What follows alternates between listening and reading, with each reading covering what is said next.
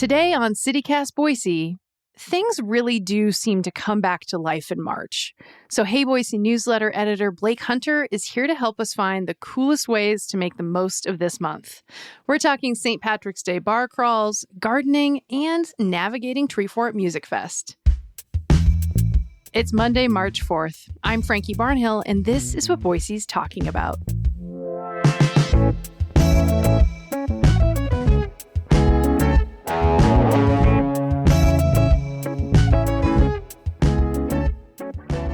Happy almost spring, Blake, and happy March. Yeah, I immediately am going to take umbrage with that. I think it's already spring because it's March, and that's how I divide it up in my head. But happy March, yeah. Okay, well, yeah, the official day for spring is March 19th. But yeah, I mean, that's the thing about Boise is it can really feel like spring starting at the very beginning of the month. I mean, things can start greening up, things can start blooming. We never know. And I don't know. What are you looking forward to when it comes to just like this time of the year, March being kind of a pivot point in some ways? Yeah, I love March most of the time just because it is the general de-thawing. It's the slow warming up. And I say that with a caveat because we hit 66 degrees in January and 60 degrees in February. So it's funny when I'm writing in the newsletter, sometimes I do like a look back on the season of like how we compared to average temperatures. And I feel like I need to I or someone else needs to create a new database for like average temperatures since the turn of the century, basically. Yeah. The new normal of climate change. The new normal. Yeah. God. And so while that is worrying, it really helps my mental health a lot. Yeah. So we'll take what we can get. And yeah, I love spring. I think that it's, truly just like a magical time. And you mentioned on March 19th is like the official first day of spring because it's the equinox.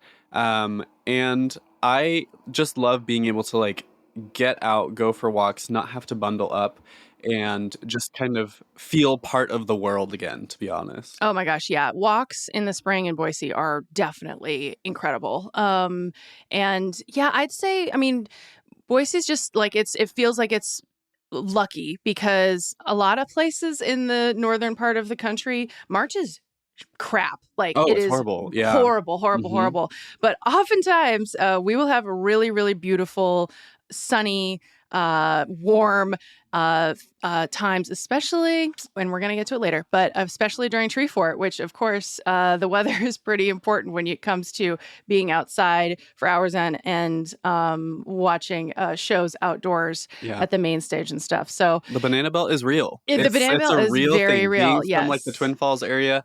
Yeah. The amount we do not get any wind here. The air is never moving. So true. So true. It's just stagnant. Yeah. But in a good way. Stagnant in a good way. It does feel like Boise does just come to life in March. That's the vibe I've seen. Yeah, for sure.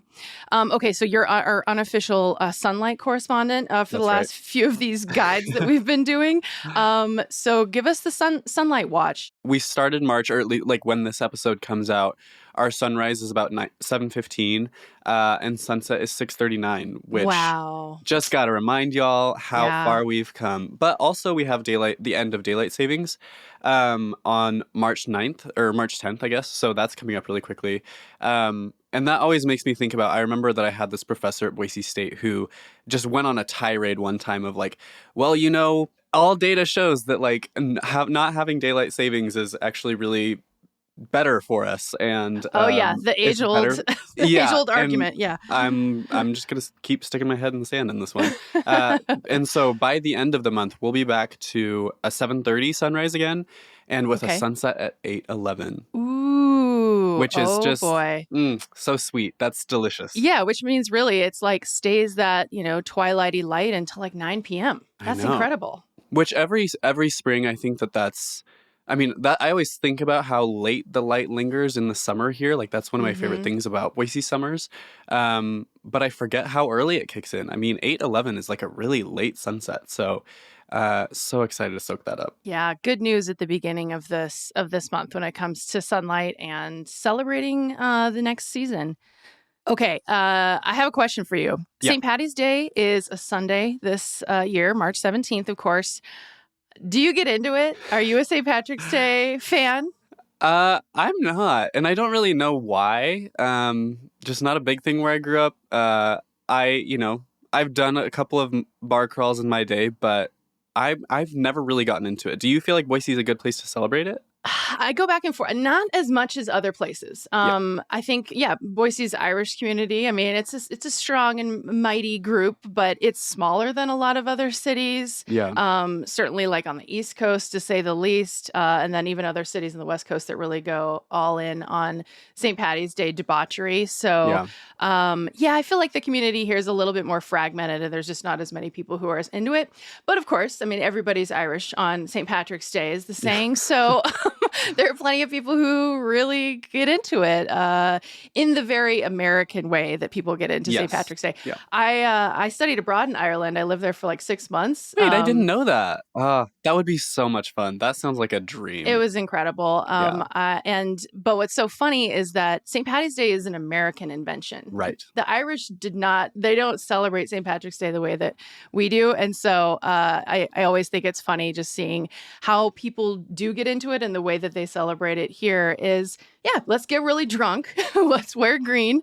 Let's kind of rampage downtown one way or another. And depending on your vibe, you're either really into it or you think that's annoying. And so this is kind of both a suggestion and a PSA for people who might want to stay away on the 16th and 17th in downtown. Because there are a couple of bar crawls. You mentioned bar crawls. So yeah, there's a couple things going on. One of them is on the 16th. Apparently, it starts at the Cactus Bar, goes to a bunch of other places, including Lake Uona, which is kind of fascinating to me. Oh, that is interesting. It's a Basque, obviously it's a Basque spot on the Basque block, but I'm like, is this like, are they aware like of the Celtic connections between the Basque and the Irish? Because that's a real thing. Anyway, or is it just that people like to drink at all these different great spots and in it's downtown? Just right there. Yeah. And it's just right there. So that's great. Then there's another one. So if you missed the one on the 16th, you want to go to the one on the actual day. There's one on the 17th, and that starts at Mulligan's at 1 p.m. So yeah, lots and lots of drinking to enjoy. And then there's also, I mean, you know, Irish music. There's some something at Payette I saw, I guess, that's like a little bit more mellow, I think, because you just stay in one place. So if you want to dip your toes in, but don't want to have to do the bar crawl, brouhaha, the Boise Highlanders Bagpipe Band will be there. Have you ever heard them perform? I've actually seen them live like a few times. I think they go to you graduated from Boise State a couple years ago. I think they usually perform at Boise State graduations, if I'm not wrong. Wait, really? Well, they weren't at mine. They weren't at yours, okay. No, they're just such like a classic like Boise, I don't know, institution. Please go see them if you haven't. Oh God, yeah. And the dirge of a bagpipe, you'll never forget it. So and yeah, it's apparently Payette, they're gonna release a new beer that day as well. Ooh. So maybe with some Irish beer tasting leanings. So I should say too, do you remember when Minerva Jane came on last year to talk about corned beef and that's right. the best place to get corned beef? That. Yeah. I love it. I laugh because it was just like so incredible. She got so into it. She is proudly Irish and Irish American, and she really takes the holiday serious. And you know, the best way to experience really any holiday is through food. And so we'll put a link in the show notes to her recommendations for the best places to get corned beef. Shipping can make or break a sale, so optimize how you ship your orders with ShipStation. They make it easy to automate and manage orders no matter how big your business grows. And they might even be able to help reduce shipping and warehouse costs. So optimize and keep up your momentum for growth with ShipStation. Sign up for your free 60-day trial now at ShipStation.com and use the code POD. That's ShipStation.com with the code POD. Okay, so that's like midway through the month. And now we're turning a very well-known corner. And Treefort Music Fest is, of course, coming up. The annual event, it's March 20th to the 24th this year, which I believe is also over spring break, which is meant to be fortuitous, but also, you know, it adds some both opportunities for people who want to use their spring break to stay around, and then maybe some people who really were looking for to get out of town, but then they're going to miss Treefort. So, yeah, what can people expect this year, Blake? What are you paying attention to? I'm paying attention to the weather almost like honestly, just because I just 2 years ago it was so sunny, it was so nice. It was the last year when Treefort was held kind of in its traditional spot Right, the on the main stage western side was of downtown. The main stage, correct, yeah. still at the parking lot. Yeah. Yeah, and then last year it moved to Julia Davis, and nobody could do anything about it, but it was so cold, it was so windy, it was so rainy. And so that's one of the things that I'm watching for sure. Mud fort because of all the mud. Honestly. Whew, it was tough, but we had a good time, and I'm always excited for Treefort. I'm not the biggest like festival person, and so I think that like I'm still personally learning how to kind of pace myself and how to, hit the things that I really want to see and just be like, oh, guys, I need to go home right now. Right. So go back to working my on cave. that. Yeah, absolutely. But I mean, Treefort is just such a big part of Boise's culture now. I mean, it's been going on for over a decade, and it's just so well established. It's funny, you talked to Eric Gilbert recently, one of the co-founders of Duck Club, which runs Treefort, and Flipside, and a bunch of other things now, including the Treefort Music Hall, which is... It's so funny to think that Treefort Music Hall has only been here for like less than a year. I know. Because like living here, it feels such a part of the Boise scene now. Yeah, it integrated into the scene so quickly, it felt like. It really did, yeah. And then Duck Club also hosting shows, kind of taking over the Elcora Shrine. Right. And so those are two great kind of new age and old age classic venues now. And so I'm excited to kind of continue watching the Treefort evolution. And I think that it's going to be a great year. Yeah, I feel like the Treefort Music Hall, I didn't fully appreciate it last year because it was like just had opened. I remember walking in and being like, this place is gorgeous. They did such a good job. The sound is so fabulous. The drinks are great. Yeah. You can stand or sit anywhere and have a good view. And it really did feel like, wow, they accomplished something really special. And now I'm excited to be around the festival to experience what it feels like in the second year. Like all the kinks are, totally taken care of. Like, and the Hap Hap Lounge wasn't open last year on the top floor. So having that be another space that maybe you can like escape to during the festival, but still stay down there is nice. I think too, it's just like, things have both changed in a way that after the pandemic, it just felt like, well, what is this going to be? Because, of course, the festival had to stop for a couple years and then like fits and starts to get back going. But now it's like roaring back. And it does feel like it's this all-encompassing thing certainly in downtown. And if you love it, that's great. And if you're not as into it, then you are aware of it and maybe you avoid it. It's not like... I've been to South by Southwest in Austin, which Treefort kind of modeled itself after to a degree. They will say, like, with a lot of caveats, like none of that corporate, like, overlord stuff as much and all of that. But having it be like a multi-venue festival, taking a place around a city, that experience, it does feel all-encompassing. And so it's hard to escape it. And it's like, just go with it. That's my advice. Yeah. One way or another. Find your way in. Yeah. It really does feel like just this kind of big ball that rolls through town and there's no stopping it. And, it's going to be fun. I think that like it's helpful to set your intentions and set your expectations. Great idea. Yes. Just because like, and again, that's me to me, but it's just helpful to kind of know exactly what you're hoping to get out of it and stay open to possibilities of going to more stuff, but don't feel like you have to go all out if you don't want to. And if you need to go visit somebody in a nearby Idaho town or something for a couple days during it and get out of town, that's totally fine too. But I'm really excited for some of the artists coming this year. I think that it's going to be really fun. Yeah. Who's on your schedule? Have you started building your schedule? I haven't started building my schedule yet, which people have it down to a science. It's truly impressive. And kudos to Treefort. They've been getting better and better at getting the schedule out earlier and earlier. It used to be like just like a couple weeks before the festival. Yeah. But now it's like, they've had it out for several weeks now. I'm really excited to see Kay Flay, Mia Folick, Oh my gosh, me too. She's totally on my list. Yeah. Maddie Diaz is a singer-songwriter who has worked with so many people. And then she's recently kind of started releasing more of her own music. She has a very, very sad breakup album that came out a couple of years ago, but it's really good. And she actually just recently released a single with Casey Musgraves, which is thrilling. Oh my gosh. Yeah, what a combo. Yeah, and then my probably top artist that I'm excited to see is Fly on a Boss. Do you know who they are? I do not. Tell me everything. Okay, so these are two women. They are kind of it's hard to like describe their kind of genre space, but they went really viral on TikTok a couple years ago.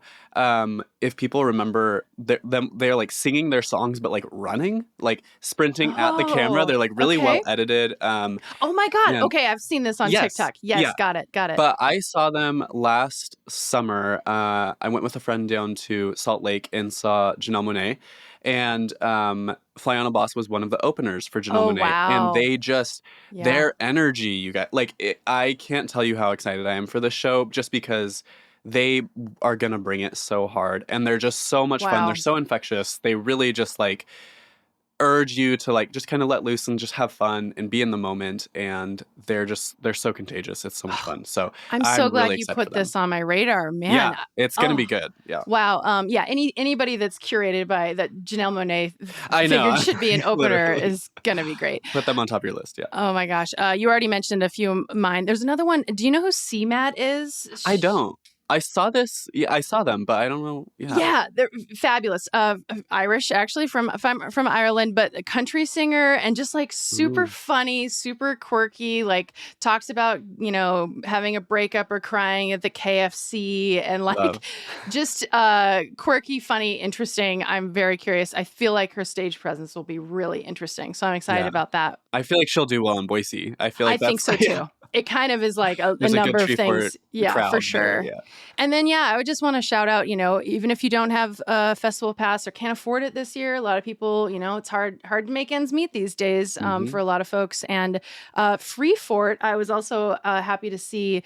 If you get the Treefort app, which definitely recommend downloading that, they have curated playlists, curated schedules. So if you're into a certain genre, you can just grab that whole schedule and load it.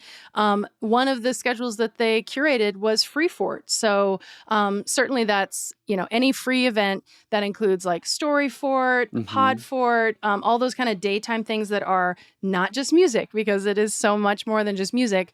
But then it does also have free shows at certain venues, like Boise Brewing always does free shows for folks. So if you're strapped, but you still want to participate, there are plenty of ways to do that too. There totally are. And that's, I think, one of my biggest things that I always tell people too is, I was going through college where some people were just I just don't think I can do it this year. And which I've been in that position before too, but there really is more available to you than you think. And like you said, the Treefort app is truly actually worth it. And I'm so glad that they put together that resource. Yeah, it is incredible. And you know what? That's the thing, too, is whenever I give suggestions about Treefort, I've covered it since the beginning, essentially. And I'm always I don't know. Do people want to hear a guide? Do they need information? What information do people need? So I just wanted to throw out there, if people are listening are this is my first time, or I've done it before, but I didn't feel like I did it right or something, what kind of a guide would you want from us, if anything? Let us know. Do you want basics, how to prepare, what to be aware of, what music recs, depending on your taste? Let us know. Boise at citycast.fm. And then Blake, of course, in the Hey Boise newsletter, you'll be covering the festival leading up to it in different ways. Okay, another thing to take note of and maybe celebrate, probably celebrate, is the legislature is wrapping up. And this isn't so much an event, but just to be aware of it. Of course, we've been covering the hard news of it all for the last several months. Their target date to adjourn was March 22nd. I don't know if they're going to make it. What do you think? It's not looking like it. I think all of the budget kind of ins and outs of the reason for being the legislature literally, passing budgets. Yeah. The one rule that they have to follow every year is that they must set the budgets. But there's been you can go back and listen to other stuff. You can read it on like various outlets. But essentially, the short of it is that JFAC, which is like the very powerful budgeting committee, changed up some rules or kind of tried to that they said would kind of streamline the budgeting process. A lot of people have had a lot of issue with that. They said that it kind of decreases transparency. And plus and minus of it all, essentially, is that it's slowed it down. And so we don't necessarily know what's going to happen.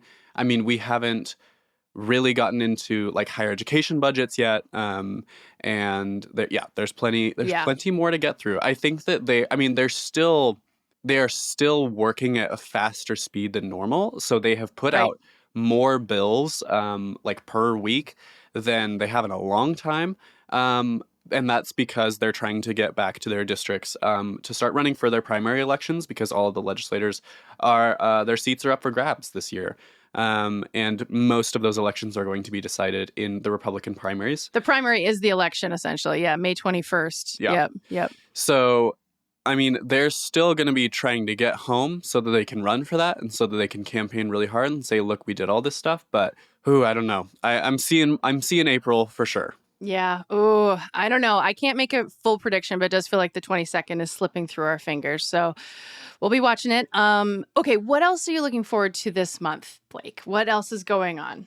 Yeah. So with my kind of excitement about sunlight, of course, comes with greenery. And yes. It's, living close to the Greenbelt is just like a magical experience in Boise. I hope that everyone who lives in Boise gets to experience that at some time, or at least in like a very green area, because spring is just such a beautiful time here. And it's funny because a few weeks ago in like really the early part of February, I ran something in the newsletter that like just linked to an old gardening episode that we'd done last spring. And I was like, this feels early.